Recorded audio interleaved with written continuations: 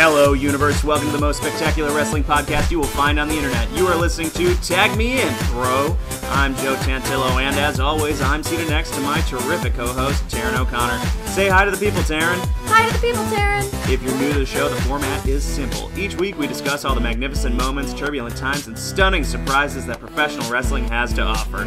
So turn your radio up and your opinions down, because we've got some hot tags coming up NXT, which means next. Give me a hell yeah! I said give me a hell yeah! Oh, hell yeah, universe. It is Joe Tantillo here, and I am coming to you live from snowy Buffalo, New York. Winter is still here for some reason, despite it being April 17th. I do not have the answers for you, but what I do know is that Raw is shook, shaken up, shaked, and baked. We are halfway through the Superstar shakeup, and it was filled with stunning surprises. It has been a whirlwind week and a half of wrestling. I still have wrestling fatigue from Mania weekend. There was such great content all around, not only from WWE, but from a number of wrestling companies, big and small. It was absolutely wonderful. Such great content. Of course, NXT probably taking home the prize for best show of the weekend. That was truly, truly phenomenal.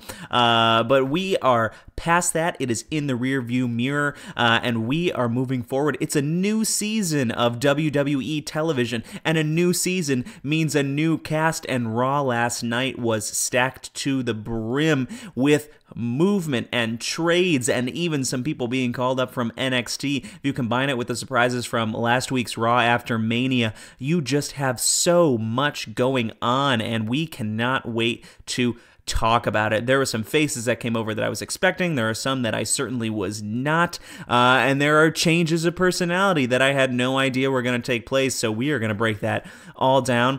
And just to throw another instance of lunacy into this week, John Cena and Nikki Bella are over. Split. Finito, Jadunzo, which is extremely sad. I know a lot of people have had some nasty things to say about both sides and their very public relationship and how both have behaved over the course of the year.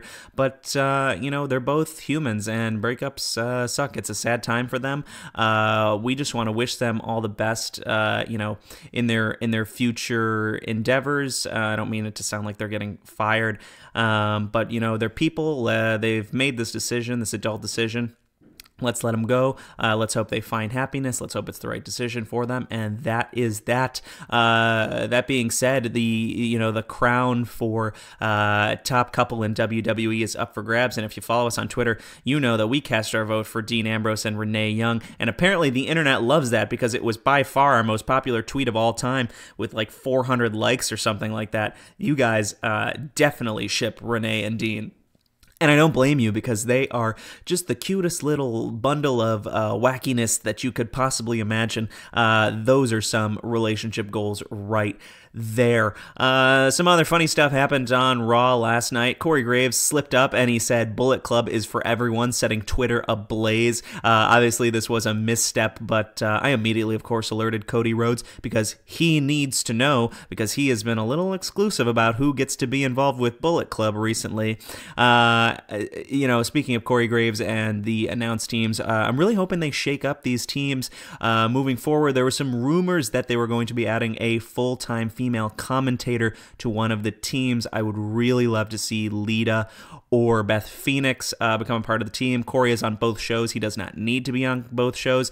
And Jonathan Coachman has been struggling, so maybe he'll be the one to get replaced. Though I must say they are barely giving him a chance. Anytime he makes a good point, Corey and Michael absolutely jump down his throat. The problem is he's making lots of bad, stupid points as well. He's a really, really brilliant commentator. If you've seen his work on ESPN, he absolutely knows what he's talking about. But it's a rougher environment being on WWE television when you have people like Corey and Michael not letting you get a word in edgewise. So we'll see what happens with Coach. We'll keep an eye on him. How about the Greatest Royal Rumble as well? What the hell is going on with this show? Is Rusev in? Is he out? Plus, what are the stakes for the Rumble? And they also really moved on from Mania quickly, didn't they? It's almost like it didn't happen. It's like, this is the true WrestleMania because Vince McMahon is getting that oil money from Saudi Arabia, who a lot of people have been interested to know why they want to have this show, but they're trying to improve their tourism and demonstrate that Saudi Arabia is prepared to take on these big sporting events, et cetera, et cetera. It's a lot of PR for them, and it's a good place for them to start. And they have a lot of fans who really buy into kayfabe and love wrestling. So I'm interested to see what this show is going to be like. We'll be talking more about that probably next week in our episode before the show actually goes down. But folks, you don't want to miss out on 1 second of Tag Me and Bro content. So you have to go on Twitter right now and follow us at Tag Me in Bro, and you can join our 3,000 other followers in our wrestling conversations. We follow back all wrestling fans, and we try to talk to as many of you as possible because we absolutely love our internet wrestle fam. Now, I hope everyone is excited for the show because it is about to go down in a big way. Today, tomorrow, and every day, we are talking wrestling. First things first, we'll cover the Raw Rundown, where we'll give you our analysis of the most important bits of last night's show. After that, we've got our Hi to the People segment, where we engage the audience to find out more about your views on various topics. This week, wondering who was the best Monday Night Raw acquisition. After that, we'll take a spin down to the Indie Corner, where we'll be discussing Cody versus Kenny more in detail. Then we move on to our main event, where we'll be talking about the question on everyone's mind this week. And then we close out the show the same way that we do every single week with our stars of the night. And the question on everyone's mind this week is, who would benefit the most from being traded to SmackDown Live? We'll be talking much more about that in the main event, but first, let's get to the Raw Rundown.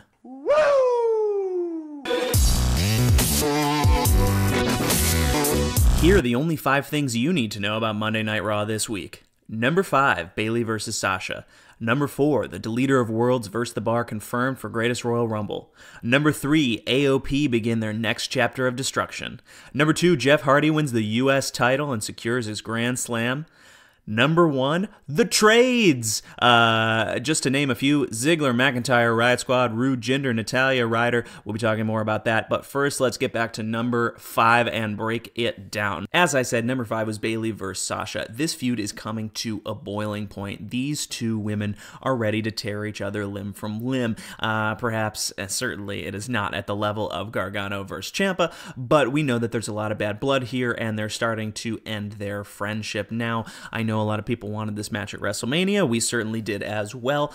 We did not get that. So I thought this was going to be, the beginning of what will be sort of a year-long feud, but instead of it coming to a head and actually having a winner declared, the Riot Squad interrupted. And we'll talk more about the Riot Squad's presence on Raw when we start talking about the trades. But they interrupted, they sort of beat down both parties, and that was that. So whether or not this feud is going to continue this year on Raw, if one of these ladies is going to SmackDown, if both of them are going to SmackDown, it's very up in the air.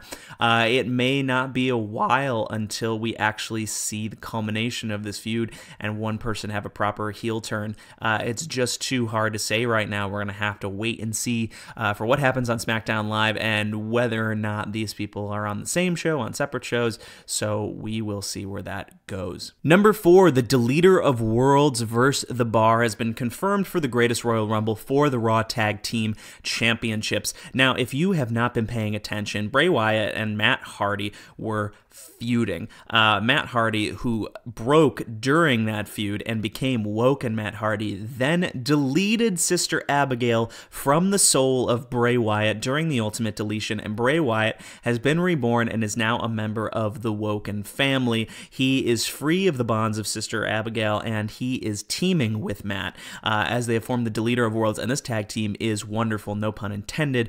They have so much fun in the ring. They seem to have amazing chemistry. They're doing all sorts of goofy stuff, and it's been a while since we have had a really weird tag team, and I'm loving it. They beat the Revival yesterday pretty easily, Rip Revival, and they are now scheduled to face the Bar for the tag team championships, which are currently vacant at Greatest Royal Rumble. I think this match is going to be awesome. I have a sneaking suspicion that the Bar might end up on SmackDown Live, so I'm feeling really strongly that the Deleter of Worlds are going to win this. I think they should. It completes their expedition for gold, and I think that they are going to make a very fun tag team, and we are going to see a lot of cool and interesting stuff from them moving forward. Number 3, AOP begin their next chapter of destruction. They are on the warpath, easily defeating Rhino and Heath Slater. They have ditched Paul Ellering in favor of going their own way, and it doesn't look like they're having any trouble at all. I hope to see these guys booked against a number of jobbers to squash them. That is the path of destruction that I think is best for them before they even come close to those Raw tag titles.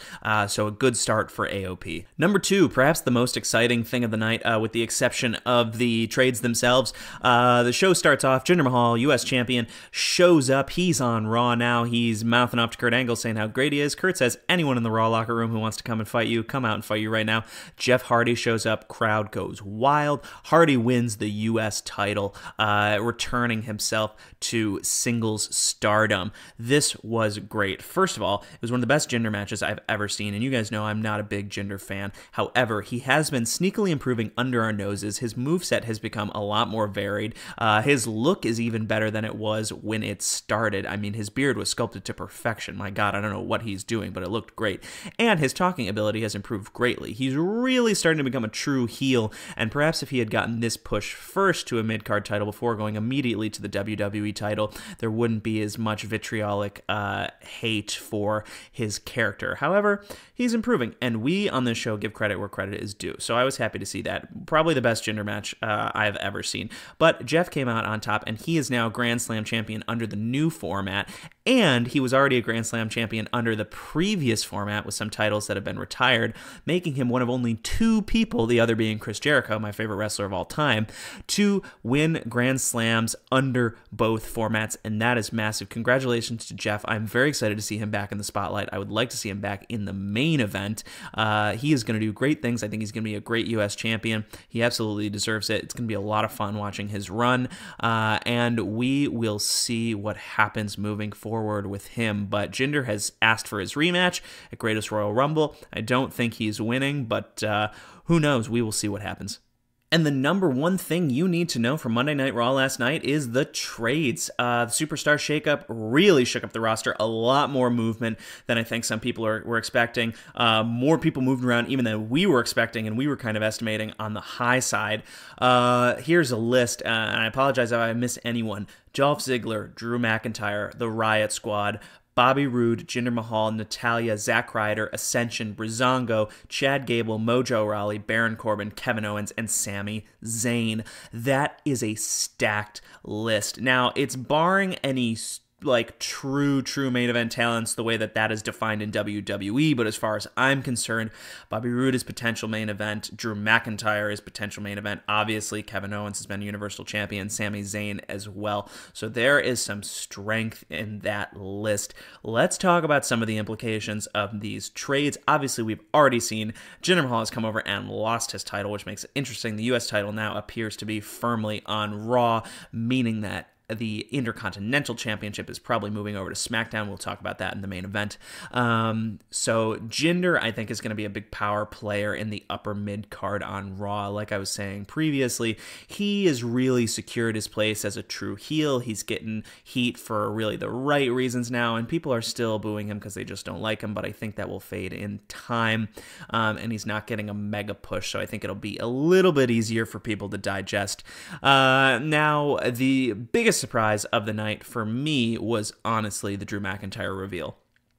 Dolph Ziggler comes out and he is kind of getting booed a little bit, and he's saying, blah, blah, blah, I've come back, and gets interrupted by Apollo Crews and Titus O'Neil and Titus Worldwide. And they're interrupting him, and Ziggler goes, blah, blah, blah, you didn't let me finish. I didn't come here alone. And out of nowhere, it's freaking Drew McIntyre, and he's heel, and he's looking extra ripped from his time off in his rehab. He's back sooner than expected from this injury, and he looks big, mean, nasty, tough. I don't know if they're a tag team, but they hit this combination zigzag Claymore kick that looked absolutely devastating. I am super excited. Now, I am reinvested in Ziggler. I've already been invested in McIntyre, but as a heel, he is crazy good. He's played a heel and a face in his career, obviously being a face in NXT, being a heel previous in WWE, being a heel in some time of his indie run. This is huge. This to me is actually the biggest thing that happened on Raw with respect to the trades. I think this is the biggest cosmic shift in the Raw landscape. It's really a paradigm shift from anything that happened before. He has true main event Universal title potential, and now he's paired with Ziggler. They are going to be a dangerous, dangerous combination. I expect really big things from this team and from both individuals at this point, and I couldn't be more excited to see what happens. I mean, if these two go into the tag team division, I can't imagine that anyone really even stands a chance. And they may just be two single stars who sort of are a mini stable who just cause havoc. So I really think they're going to be a nasty force on the roster, probably pick up some titles rather quickly, and they're going to be giving some faces a lot of trouble moving forward. The funniest reveal of the night was, of course, Breezango, the Fashion Police. Fandango delivered a hilarious line asking Sheamus if he had a permit for that mohawk. And Breeze was like, dresses? Are you wearing dresses? Or I think Dango said that, actually. But Breeze said, what is the theme of your outfits? This all to the bar. I was cracking up. I was in tears. They were on TV for 60 seconds. They're so freaking funny.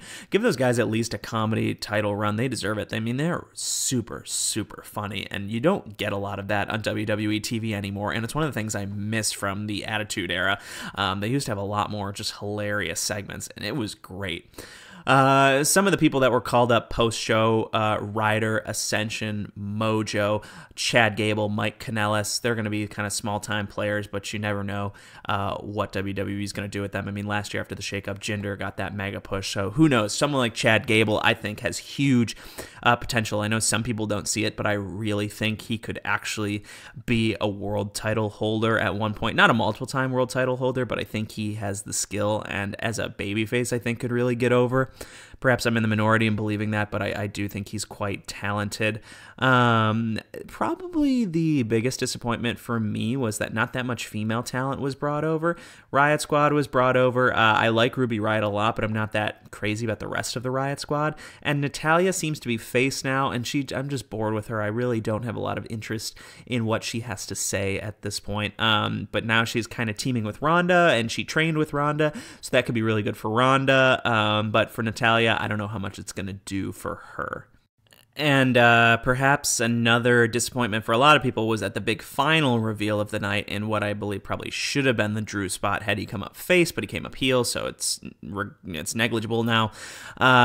Was that Bobby Roode was revealed to be the fifth man on this team of super faces in the Raw division. And, you know, Bobby Roode as a face, people are definitely bored with him. I really like Bobby Roode. I know he's not the most popular person. I think he's a really gifted wrestler, and I really like his style. It's a little more old school, but he has a lot of moves that are some of my favorites. The blockbuster, the spine buster. I love his glorious DDT. I just like the way he moves in the ring. I like the way he carries himself. I think he looks like a champion. He looks like world champion material, if you ask me. But obviously, his heel gimmick is much better than his face gimmick. His face gimmick is kind of nothing. It's just kind of, I smile a lot and I have a great theme song. As a heel, he was awesome. Braggadocious and cocky and pompous. Just a wonderful version of that I am better than you heel, and not cowardly either. Tough. And he knew he was better than you because he could beat you in the ring. So hopefully we'll see a little change of attitude for him, but I think WWE has big plans for him moving forward. And then, of course, the final one that I want to talk about, Kevin Owens and Sami Zayn are on Raw, courtesy of Stephanie McMahon overruling Kurt Angle. These guys have had quite a run together. I'm glad to see them still together. I think Kevin Owens fits better on Raw. I hope that Sami does not get lost in the shuffle. We'll see. I don't know what the plan is for these guys now moving forward. I guess maybe they're going to be in the tag division. The tag division does need some spicing up, but it's going to be really interesting, really, really interesting. I think that long-term, Sami and KO are going to end up fighting each other, but I think the key is that Sami needs to turn on Kevin for once. I think that Kevin Owens having a face run would be hilarious and weird, but could actually probably work because he's really talented, and we talk about this all the time, but the wrestlers who are good can do both sides. And Sammy is a perfect example of that. Was a great face and now is a great heel. Kevin, I think, can do the same thing. So those were the trades. That was the big thing from the Superstar shakeup. And now really the complexion of Raw has changed drastically. It's going to feel like a very different show. A lot of matchups we've never seen before. Maybe we get Bobby Roode versus Braun Strowman. Maybe we get Jinder Mahal versus Seth Rollins.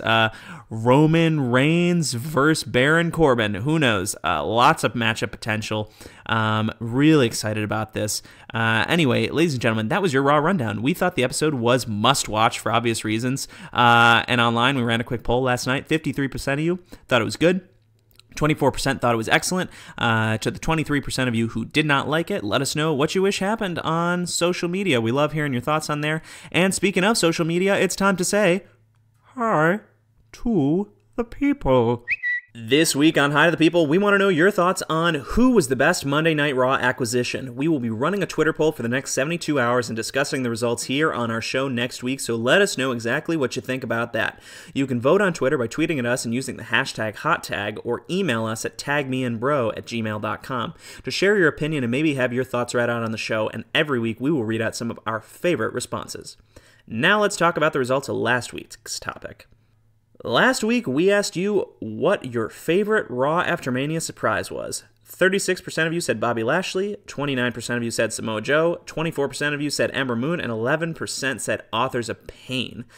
The Geekist, at GeekHelpTweets, said, Jeff Hardy nearly made me jump out of my seat. Jeff Hardy was a very popular option that we didn't actually have space for in the poll, but a lot of people tweeted at us directly.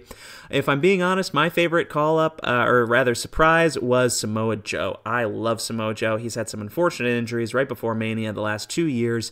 He is back with a vengeance. He has been doing some great work. I'm glad he's going right into a feud with Roman, who's probably going to win the Universal title off of Brock at Greatest Royal Rumble by escaping Cage is my guess. That way Brock can look strong. For those of you who haven't been paying attention, Brock, his new contract is, again, a limited time deal. It's actually fewer appearances than his previous contract, and he is going to appear as needed. So let's get that title off of him and never put it on him again. Please, God, I'm so bored of it. Even if it goes on Roman, whatever, just get it off of Brock.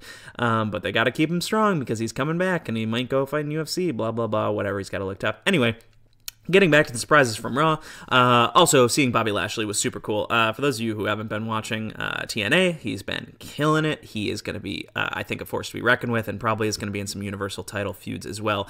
Raw is really the land of the heavyweights. I don't know if anybody's really thought hard about that, but SmackDown, is their main event scene is a lot of guys who wouldn't necessarily have been traditional WWE champs, but Raw is Roman and Joe and Braun. Now Bobby Roode, Bobby Lashley. There is some big muscle on Raw. Anyway, moving on, I'm looking forward to hearing what your thoughts are about who the best Raw acquisition was. We'll be running that poll. Can't wait to talk about it next week. Nobody is ready for Oscar. Bullet Club is fine. Let's take a quick spin to the indie corner. Last week, I promised you guys that I would do my homework and watch Kenny vs. Cody from Supercard of Honor, and I did, and it was terrific. It was really terrific. My expectations for this match were not as high as they were for Gargano vs. Ciampa, but they were still fairly high, and it was really spectacular. Obviously, Cody is not nearly the wrestler that Kenny is, but he really, really understands ring psychology and storytelling, and he does what he needs to do to captivate an audience. And he hung in there with Kenny. Now, the story, obviously, is Kenny expected to win, and everyone thought Kenny would win. And the story they told in the ring was Kenny was doing everything he needed to do, but every time an opportunity for Cody to be nefarious arose, he took full advantage of it. And in the end, that allows him to capitalize. And even when he, at the last minute, ducks or passes out, or whatever you want to call it, I think he ducked from the Young Bucks super kick, where they super kicked Kenny in the head, and Cody was able to capitalize after hitting his finisher. It was great. It was a story well told, and now Cody Rhodes is the leader of the Bullet Club, and the Bullet Club is fine. I guess. According to Cody Rhodes, the Bullet Club is for everyone. But if you watch Being the Elite, they put out their final episode called Finale, and it was really, really sad. I didn't expect to be so affected by it, but it seems that Cody is almost disappointed with his own behavior and the way he's acted and how he has dismantled the Bullet Club. So perhaps the story moving forward will be how he rebuilds it under his leadership, because it is splintered, and Bullet Club is certainly not fine regardless of what Cody tells you. We'll be keeping an eye on this story and tracking where Kenny and Cody go as they move forward, but perhaps now that Kenny has shed his leadership duties in the Bullet Club, it is time for him to finally capture the IWGP Heavyweight title. We'll be keeping an eye on that, but that has been the Indie Corner. This is a brief segment, but lots to talk about always in the world of independent wrestling. Stay tuned for more in the future. It's Rusev Day. It's Rusev Day.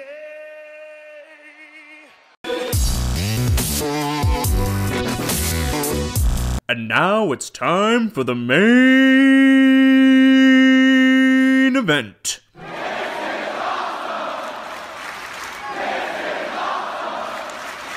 On today's main event, we're talking about who would benefit the most from being traded to SmackDown Live. So the Superstar Shakeup continues tonight on SmackDown Live. We're going to find out what superstars are going from the red brand to the blue brand, and there was a lot of movement last night, so we have a lot of speculation, but we're not talking about who we think will actually move, but rather who would benefit the most. We've got a sort of a long list here, so we're going to go through one by one and deliver the person's name and then sort of our reasons why they would benefit. Let's start off with one of our favorite wrestlers here on Tag Me In Bro, Finn Balor. The leader of the Balor Club has reached, I believe, a point on Raw where there really is nowhere else for him to go.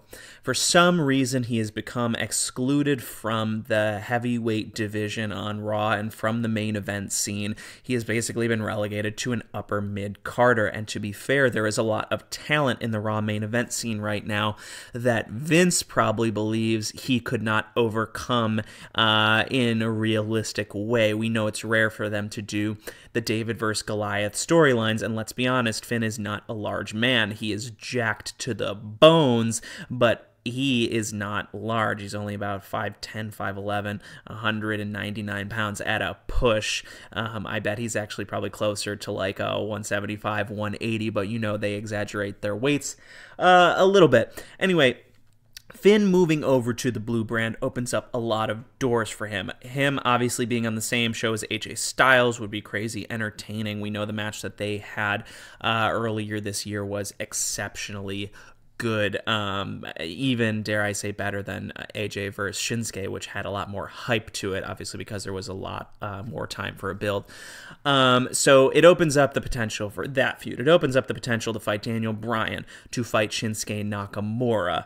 There are a lot of big names who Finn can wrestle the type of match that Finn is designed to wrestle with, and he would, I believe, directly be in that main event scene. I think he goes from being a B player to an A superstar right away. I think there is just more room for him in his brand of wrestling on SmackDown. It's really been the wrestlers' show since the split, and Raw is that heavyweight show, as I was saying before. So I think Finn should move over, or certainly would benefit at this point. If he is stuck on Raw after the shakeup with the influx of talent that they just brought in, he's really going to be in trouble, and I think struggle to find his way into that main event scene. But I wouldn't be surprised if he goes to SmackDown and gets a shot at that WWE Championship and maybe even a title run, which he never truly got with the Universal Championship because of that injury. Going right off of Finn into his buddies, the Balor Club, Carl Anderson and Luke Gallows. Talk about people who would benefit from a change of scenery and going into a new division. These guys are supremely talented. Carl Anderson could be a single star, for God's sakes. I mean, they have a lot of skill, but for some reason they haven't quite gotten over on Raw. And to be fair, when you have two bona fide single stars, Sheamus and Cesaro, as the tag team champions. And, Ambrose and Rollins for time, and Ambrose and Jordan, it's hard to break through. So maybe it's better for them to go over to SmackDown, where true tag teams have held the gold. You've got the Bludgeon Brothers, the Usos, the New Day. It's really the land of actual tag teams competing against each other, where Raw has been the land of single stars joining up to form tag teams, and now you've got McIntyre and Ziggler over there. You've got Hardy and Bray Wyatt. If you are a traditional tag team like the Revival or the Club, you really don't stand a chance on Raw, but on SmackDown Live, you really have that opportunity to succeed and compete and potentially get that gold around your waist. So, if we have an era on SmackDown Live where Finn, the Balor Club, and AJ Styles are all on SmackDown at the same time, I think we are in for a real treat. And I don't know if WWE is ready to pull the trigger on it, but I hope they are, because it feels like it's time. AJ's not getting any younger. You got to do it at some time, and I think that time is now. The next person I want to highlight is Seth Rollins. I know that he's been very adamant that he wants to stay on Monday Night Raw because it is Monday Night Rollins, but let's be honest, he's not getting back into the Universal title scene anytime soon. He's got that IC championship around his waist. Roman and Braun and Joe, I think, are ahead of him in terms of getting back to that belt. But if you move him over to SmackDown Live, again, it opens up the door for him to be immediately back in that main event. SmackDown Live needs, more people in that main event scene to strengthen it. They've had a lot of people ripped away. They really need heels right now after kind of watching what's happened, but they need faces too. They need everything. They got absolutely raided for talent in this shakeup.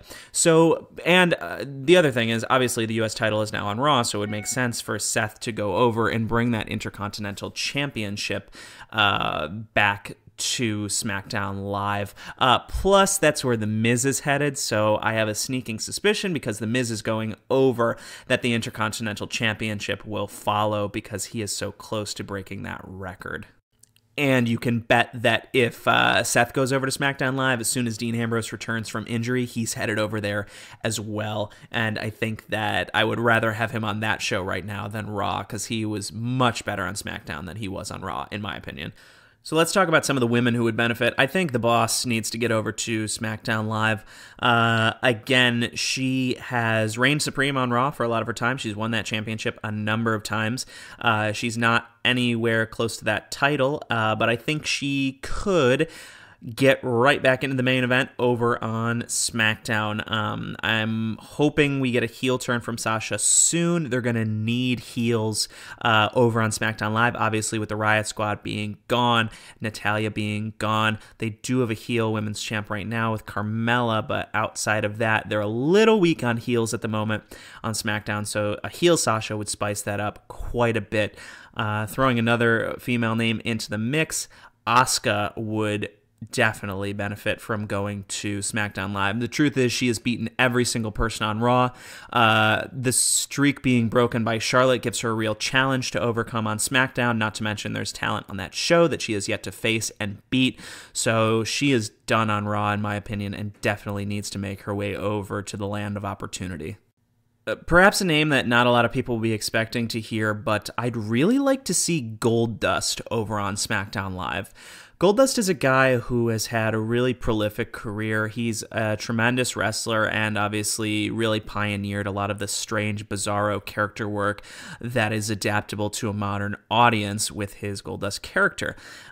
He really is getting close to retirement age. I'd like to see him have one last mid-card run, perhaps a couple Intercontinental Championship matches, but I think that he could be a standout on SmackDown Live. A lot of that mid-card talent is gone with Corbin and Mojo and Ryder being shipped off. Shelton Benjamin is obviously about to become a big single star as well, with Gable being stripped, but sorry, to get back to Goldust. He, I think, could really shine on SmackDown Live. I think there's some fun feuds for him to have. Goldust versus Ty Dillinger, I feel like would be really entertaining and kind of bizarre. I'd like to see it.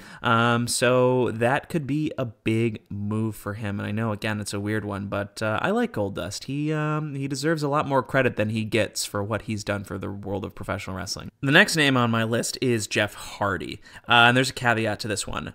Seth Rollins and Jeff Hardy will not be on the same show because they currently hold both titles. So this is sort of an either-or situation, but Jeff Hardy, like I said before when I was talking about him winning the U.S. title on Raw, really needs to return to that main event level status that he was at previous to his departure from the WWE. Now, the only problem that I have with him being on Raw is that I really would like to see him completely separated from Matt for at least a year.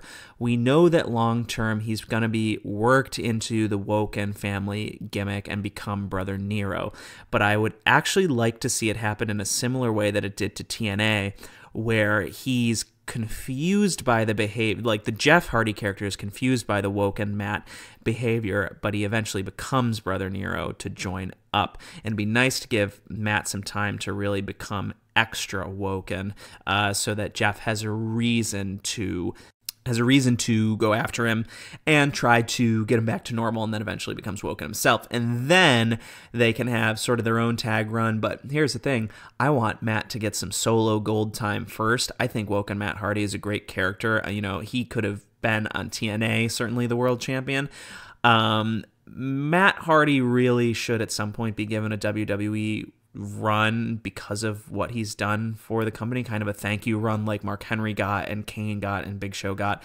Maybe you disagree with me, but I think that man has done so much. He's changed his character so many times. He is supremely talented, and even if it was for a day, I believe he deserves to hold that title and have his name on that list of people because he is truly a talented guy. Only two more names on the list. The next one is Sonya Deville. I'd like to see Absolution split up. The whole Absolution thing didn't really work out because of Paige's injury. Sonya Deville, in my opinion, is the more talented of the two between Mandy Rose and Sonya, and that's not to take anything away from Mandy. I think she's very talented as well, but I think Sonya is a bona fide megastar. I think she could be heel. I think she could be face. I think her fighting is a lot more realistic. I think her character is a little more defined, especially with her LGBT background and that being a big part of who she is, and I think who she's going to be in the future. Really invested in her as a character. I would love to see her get a women's title run. I think she has a lot more room to do that on SmackDown Live, and I think that having Paige as the GM would be very beneficial for her, so let's get her over to the blue brand as well.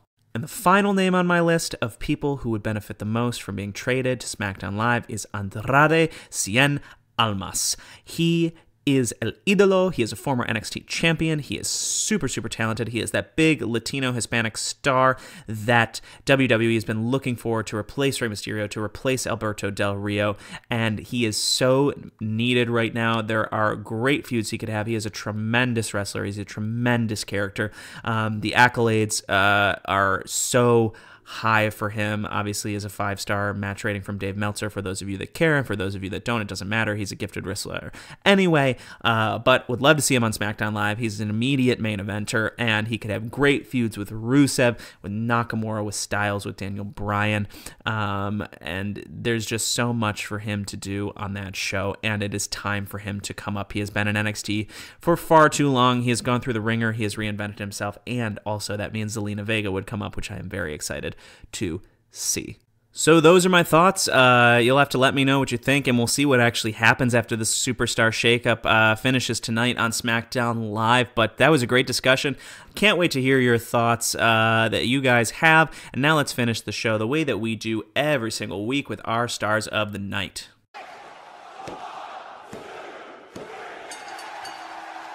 Here are our Stars of the Night for Monday Night Raw, April 16th, 2018 edition.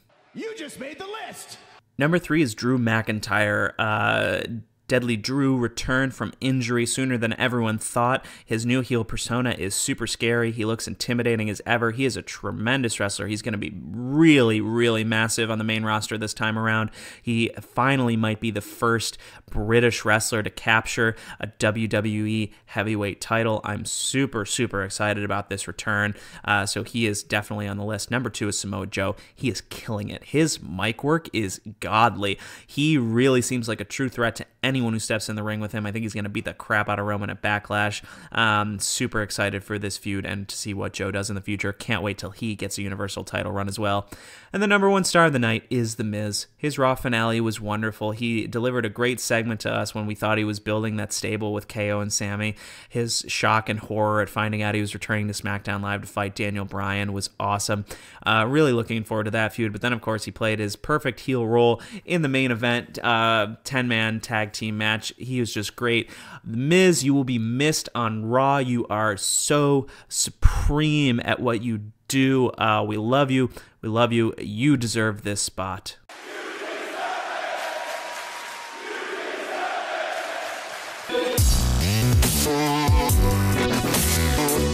Well, that will do it for us here at Tag Me In Bro. Be sure to follow on Twitter at TagMeInBro and on Instagram, Wrestling Fashion, and subscribe to the podcast on iTunes or Podbean. We're also available on Google Play, iHeartRadio, and TuneIn. As always, we are eager to hear your thoughts, comments, questions, answers, so please let us know what you liked, what you hated, what you could give a damn about.